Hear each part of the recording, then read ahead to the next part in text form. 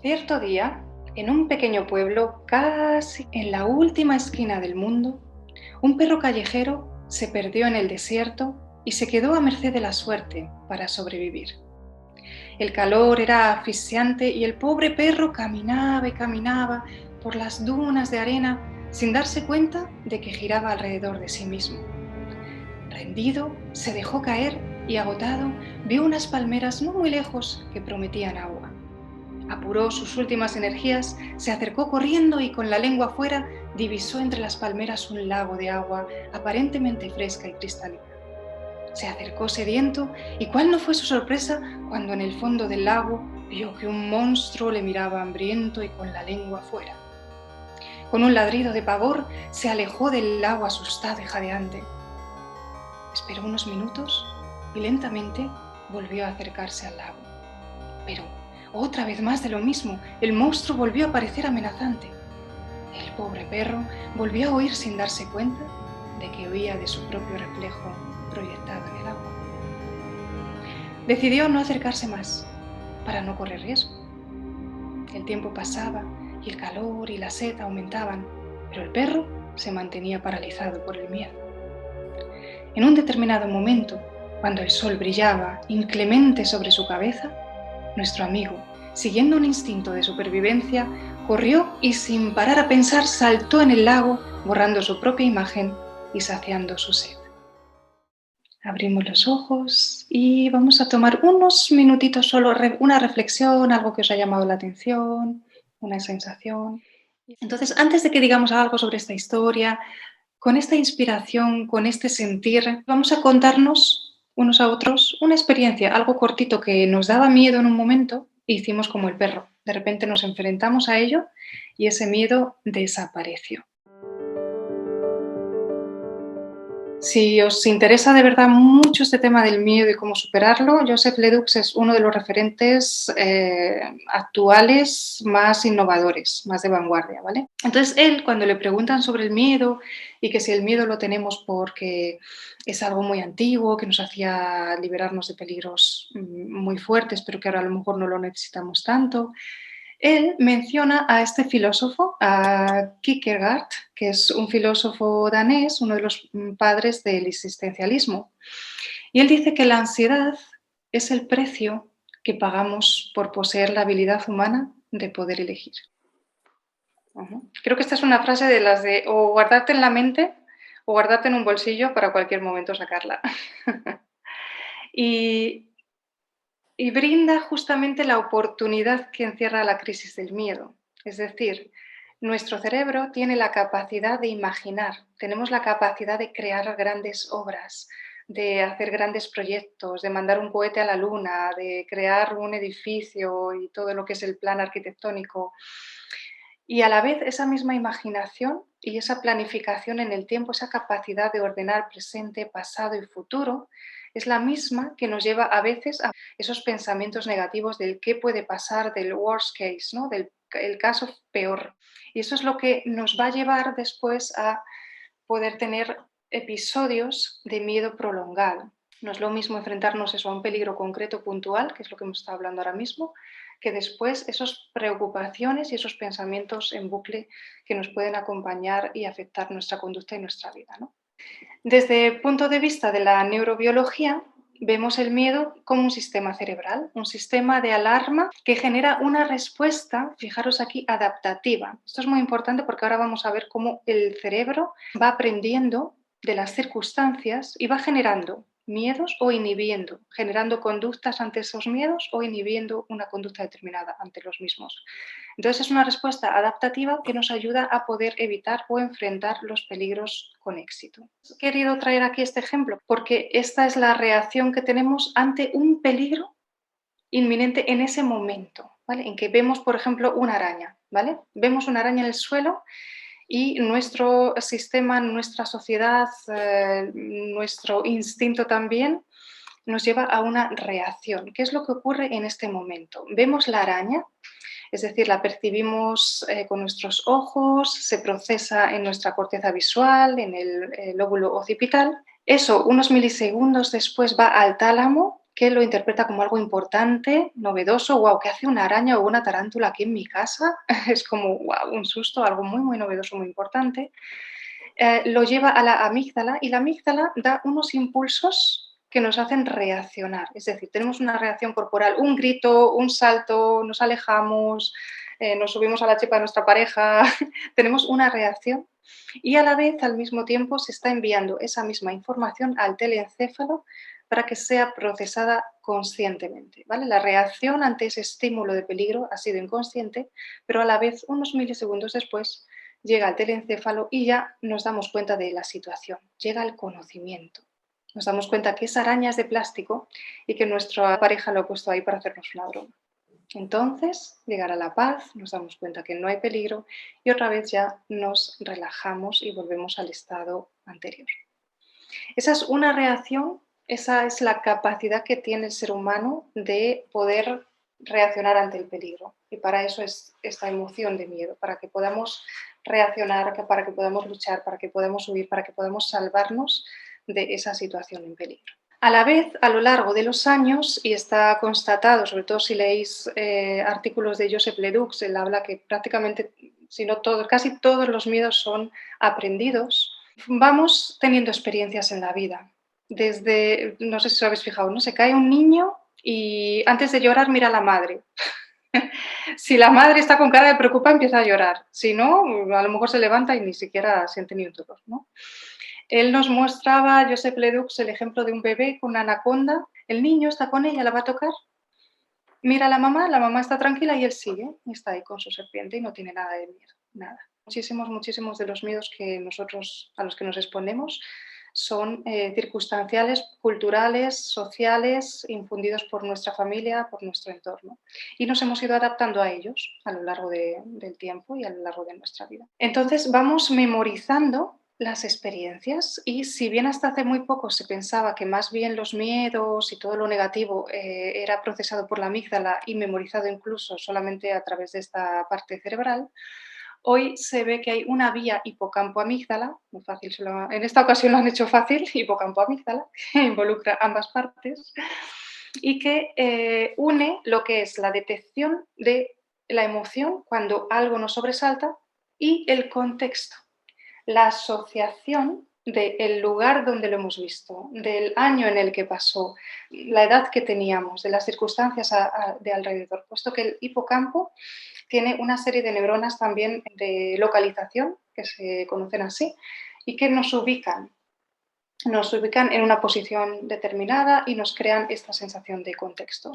Entonces, ambos, tanto la amígdala procesando la información de lo que llega de nuestros sentidos, detectando la sensación de miedo, interviniendo en la memorización, como también el hipocampo, con su capacidad de recordar, su capacidad de ubicación y su capacidad de recuperar información sobre la experiencia propia, estos dos ligados van a hacer que se memorice esa experiencia con una fuerte carga emocional, para que la recordemos y aprendamos de ella. Pero hay más áreas involucradas en el proceso de aprendizaje del miedo, ¿vale? Y hay una investigación muy interesante que muestra qué áreas prevalecen o son más importantes, destacan en este proceso de miedo condicionado, de un miedo que vamos aprendiendo. Una de ellas, muy importante, es la ínsula, que si os acordáis, no sé si la relacionáis con algo más aparte del miedo, ¿os suena? Con Relacionada el con... dolor. Exacto, muy bien. Incluso en la toma de decisiones en la compra, ese dolor psicológico, ahí también está implicada la ínsula. Pues en esta ocasión la relacionamos en este proceso de miedo porque procesa muchísima información la ínsula, por eso es tan importante la toma de decisiones. Procesa información cognitiva, fisiológica, o sea, de lo que va llegando de todos nuestros sentidos, y también emocional, que le va llegando de esa detección de la amígdala. Y además ayuda en el proceso de predicción de lo que pasará. ¿Vale? Nosotros tenemos este sistema de hipótesis del cerebro que siempre quiere predecir lo que va a ocurrir en el futuro y en este caso pues, puede llevarnos a esas predicciones negativas que nos hagan sentir con miedo, ¿no? Y luego, muy importante también, el lóbulo frontal, que hablábamos antes, que es justamente esta capacidad que tenemos de imaginación, de toma de conciencia del tiempo, de poder crear historias, pues crear historias o crear acciones también de respuesta a una determinada situación, pues tiene lugar por excelencia en el lóbulo frontal. Ahora vamos a ver varias partes involucradas, pero a grosso modo es que contrasta la información recibida con la información que ya tenemos memorizada, es decir, la conecta con nuestras experiencias, analiza, está muy involucrado también en nuestros procesos de atención, entonces analiza el objeto, nos centramos, de repente vemos esa araña y ya obviamos todo lo demás, nos centramos en ese objeto de peligro, ¿no? Y da impulso para reaccionar de una forma u otra. ¿Vale? Eso es lo que habéis contado que os pasó en el momento de peligro. De repente reaccionasteis, os centrasteis en ese objeto de peligro y tomasteis una solución, hicisteis una solución. ¿Vale? Esto es un metaanálisis y se hicieron diferentes estudios, 677 personas, mientras que observaban en diferentes situaciones con videojuegos y con recuerdos de eventos pasados, cómo ellos iban aprendiendo en situaciones de miedo. ¿Vale? Se fue midiendo así. Entonces, encontramos la corteza cingulada anterior, que envuelve, por así decir, al cuerpo calloso, ¿vale? Tiene como esa forma un poco de semicircunferencia y nos ayuda a centrarnos en el peligro, mira racionalmente, analiza, valora el objeto, a ver qué tanto de amenazante es. Después la corteza prefrontal dorsolateral, que tenemos por aquí en la parte superior del lóbulo frontal, que nos ofrecería soluciones y nos regula la conducta, ¿no? Es la que ofrece un output a este input. Al input de estímulos que estamos recibiendo, pues ella da una solución, un output, que será salir corriendo, luchar, pedir ayuda. Y después, muy interesante aquí, quiero puntualizar la corteza prefrontal ventromedial. Aquí se han dado cuenta, es la inhibición del miedo. Es la que nos permite distinguir si ese miedo realmente era fundado o infundado. Y entonces inhibe una respuesta exagerada a un miedo que en un caso determinado fuera infundado.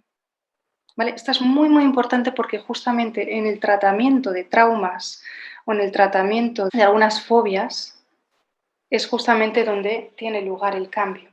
¿Vale? Que estamos haciendo una reprogramación y la corteza ventromedial se da cuenta que esa fobia, que ese miedo, no tiene un porqué. ¿Vale? Estos entrenamientos en los que nos enfrentamos con el objeto de peligro y vemos que podemos superarlo. Entonces, para hacerlo más material, llevarlo a la tierra, vamos a poner un ejemplo. Ahora poneros en situación, imaginaros de verdad que es de noche, vais caminando y veis la sombra de alguien que parece querer atacaros. Vale. Entonces, en este caso, la ínsula facilitará que se integre la información visual, fisiológica y cognitiva de este atracador, ¿vale? Y estaréis sintiendo este miedo porque habéis visto una persona que sugiere una amenaza. La corteza cingulada se centrará en el objeto. Obviaréis todo lo demás y os centraréis solamente para mirar exactamente si es peligroso o no, si es de verdad esta silueta o si a lo mejor es de cartón. La corteza dorsolateral nos dará el impulso de huir o de inhibir el miedo. Si nos damos cuenta que ahí va, que es un cartón, era una señal de un restaurante de al lado, pues entonces enseguida la solución será, ok, camina tranquila. Si vemos que de verdad se trata de un atracador, pues entonces tendremos otra reacción. Saldremos corriendo, lucharemos o lo que sea, pediremos ayuda. En caso, imaginaros, ¿vale? Ahora viene la corteza ventromedial, que es como la moduladora de la conducta final. En caso de que nos hubiéramos dado cuenta que, ostras, es un cartón, pues podemos pensar, reflexionar, no te asustes tanto, no seas tan miedoso, ¿qué te pasa? ¿Por qué estás tan inseguro? Fíjate mejor en las cosas antes de reaccionar, ¿no? Y podemos llevarnos ese aprendizaje. O sacar una conclusión de toma de conciencia. Ostras, pues sí que estás tú un poco, ¿no? Despistada o pensando en tus cosas que no te has dado cuenta de lo que es esto, ¿vale? Pues trata de volver a la tierra, deja de en qué estabas pensando, ¿no? ¿Qué te estaba preocupando antes de ver esta silueta? Y en caso de que sea un atracador, tendremos otras opciones, ¿no? Dependiendo cómo hayamos reaccionado, nos dará valentía si nos hemos librado de él nos llevará quizás a entrenar en alguna arte marcial para que la próxima vez no nos pille así con tanto miedo y sepamos reaccionar. O evitaremos esa calle, porque habremos descubierto que es que era una calle peligrosa de una ciudad nueva donde nos hemos mudado, pero sacaremos un aprendizaje y dentro de ese aprendizaje será nuestra conducta de inhibición, de sobrereacción. Otra cosa es cuando ocurre un suceso muy negativo que nos impacta y hace que luego otras situaciones similares las relacionemos con este hecho y tengamos miedo exagerado, excesivo. ¿Vale? Eso sería justamente lo contrario, que es lo que nos encontramos en los traumas o en el estrés postraumático, ¿no? Es la capacidad que tiene nuestro cerebro de asociar las situaciones, de predecir lo que va a ocurrir y a veces pues confundirse con otras experiencias, otras situaciones que por miedo, o sea, por evitar llegar a esa misma situación que sufrieron, pues quieran evitarlo y exageren su comportamiento y se vea trastocado su conducta, ¿no? Así pues, los síntomas pueden ir desde simplemente algunas pesadillas hasta evitación, ¿no?, de situaciones que podrían ser favorables para nosotros, pero que las relacionamos con ellas, reacciones muy intensas, ¿no? A veces nos ha pasado en la relación de pareja o incluso en la empresa, lo encontramos de los líderes, ¿no?, que reaccionan y decimos, ¿pero qué le ha pasado, no? Y luego no tenía nada que ver con esa situación. Entonces, sí, por supuesto que también hay traumas detrás, miedos, fobias, ansiedad y un estado también deprimido, ¿vale? Entonces, esto es importante también que hagáis un análisis, así como se hace un análisis de las fortalezas y debilidades de una empresa, pues también tener en cuenta un análisis, ahora vamos a ver tipos de miedos, para que los expongáis y se pueda hacer un listado de, ok, ¿en qué miedo nos podemos encontrar para poder superarlo y para poder detectarlo sobre todo? Porque si lo identificamos en la empresa, veremos, ok, esto es un miedo mío o de otra cosa, lo dejo a un lado, ¿vale? Pero hay que tomar conciencia de ellos, es el primer paso. Para mí, yo cuando estaba estudiando todos estos temas de miedo, de emociones, para mí esta fue la clave más importante. La clave más importante de verdad de reconocimiento, que es cuando nosotros tenemos miedo, es porque hay una incertidumbre, es porque hay una X, una incógnita que está sin resolver, que no tenemos ni idea de cómo es, ¿no? O tenemos desconfianza de algo, desconocimiento, inseguridad, es una incertidumbre. Puede ser por esta falta de experiencia, por esta falta de conocimiento, o puede ser, como hemos visto, por experiencias negativas. Pero muchas veces estos miedos son por falta de conocimiento. No tenemos confianza en algo porque desconocemos cómo es. Y ahora vamos a ver, analizando los tipos de miedo, cómo aprendiendo sobre los diferentes ámbitos vamos cogiendo confianza, vamos tomando conciencia. Cuando vamos aumentando nuestro nivel de conciencia y de conocimiento, va mermando los miedos, va mermando el margen de incertidumbre, ¿no?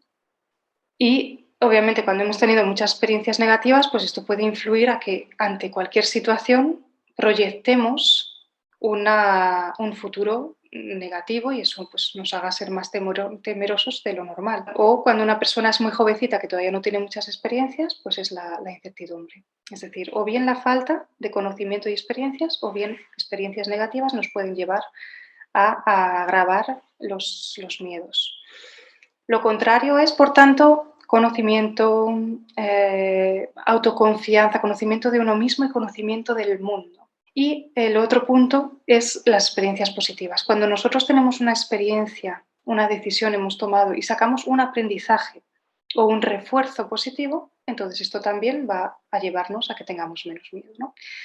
Esto puede ser también al otro lado, se puede ir al otro extremo de decir, ok, es que ha tenido tantas experiencias positivas o él justamente o ella se ha focalizado en esos logros que ahora no le da miedo nada, ¿no? Y se arriesga demasiado y luego pues le tiene fracasos, ¿no? Entonces hay que poner siempre en una balanza, pero son como esos dos puntos, o por experiencia propia o por experiencias de lo que leamos, lo que busquemos, lo que veamos, lo que experimentemos a través de otras personas. Entonces pasaremos a nivel biológico de la adrenalina, cortisol y testosterona, que nos puede llevar a la evasión, al parálisis o a la agresión, pasaremos al equilibrio de GABA, oxitocina, dopamina, serotonina, que será desde la calma, desde la confianza. Desde ahí enfrentaremos los retos que vengan. Miedo a la muerte tiene que ver con la incertidumbre del más allá. Porque claro, llegamos aquí a este planeta Tierra y una de las preguntas existenciales es de dónde venimos, a dónde nos vamos, ¿no?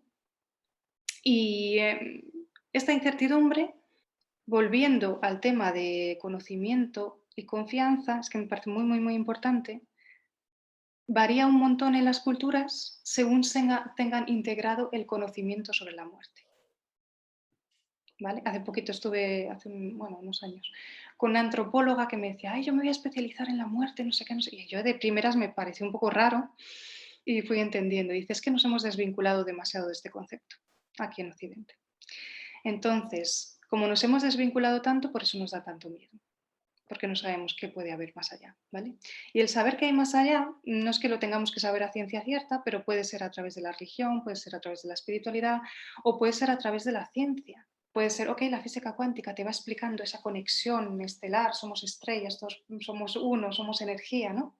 Cuanto más cada persona tenga una filosofía con unas referencias en las que basarse, más pilares tendrá para relajarse con la muerte, verlo como un proceso, parte de la vida, y más tranquilo estará realmente en lo que es el proceso de vida, más confiado, más confianza.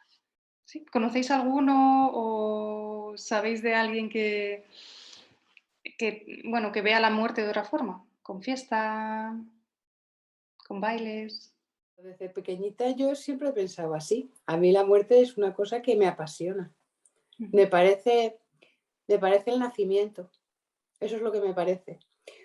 Es como que la vida es el embarazo, que te vas formando, pero luego una vez que mueres, pues ya está. A mí la Ujú. muerte me gusta. Un ejemplo, a ella este miedo en su vida existencial no lo tiene. Esta categorización de los miedos humanos es muy relativo, de verdad, es muy cultural, tiene mucha influencia social, incluso fijaros en aspectos tan potentes como el miedo a la muerte, ¿no? Que uno puede pensar, esto lo tiene todo el mundo. Pues si nos vamos a África, Ghana o Zimbabue, mira, mi pareja es de Zimbabue, y ellos celebran la muerte cantando, bailando, reuniéndose todos en familia para acompañar a la familia, ¿no? Del difunto. Para acompañarles, de esta forma están como honrando a la persona que se va. Ellos tienen súper integrado, aunque bueno, tienen también el catolicismo porque en Zimbabue hubo la colonia inglesa, pero tienen como muy integrado, es como no hay cuestionamiento. Tienen muy integrado que las almas tienen luego sus otros espectros, sus dimensiones y que están ahí, nos acompañan y que contacto con ellas y todo. Entonces lo ven totalmente distinto y lo acompañan, pasan un duelo, obviamente, porque se echa de menos a esa persona que se va, pero es muy, muy diferente, ¿no? Se vive con esta alegría. En México también se hace mucha fiesta, incluso se escenifica mucho, mucho la muerte, que a nosotros nos podría dar un poco repelús, ¿no? Ver calaveras por todas partes y ellos los pintan de colores, hacen el pan del muerto, las calaverinas que son como las memorias, las poesías que les hacen al muerto y lo celebran, ¿no? Y en Indonesia, en una región, también ellos creen que van a Puya, a la tierra de las almas, los muertos, pero incluso aquí es muy, muy potente también. Están los muertos con ellos durante tiempo, hasta años. Les momifican y les dejan ahí de compañeros en su hogar hasta que tienen dinero para de verdad hacer una celebración fuerte. Y les dan whisky, le dan cigarros, le dan comida, le ponen ahí como los egipcios hace tiempo que les ponían todos los avalorios para que se fueran al más allá, pues esto es parecido y es como un proceso de transición, es como si esa muerte fuera como un periodo de tiempo en el que el muerto, el espíritu todavía está por ahí y luego un buen día cuando ya se celebra, digamos que le dejan ir del todo. Entonces son todo rituales que ayudan a ese tránsito psicológico del duelo que pasamos, ¿no?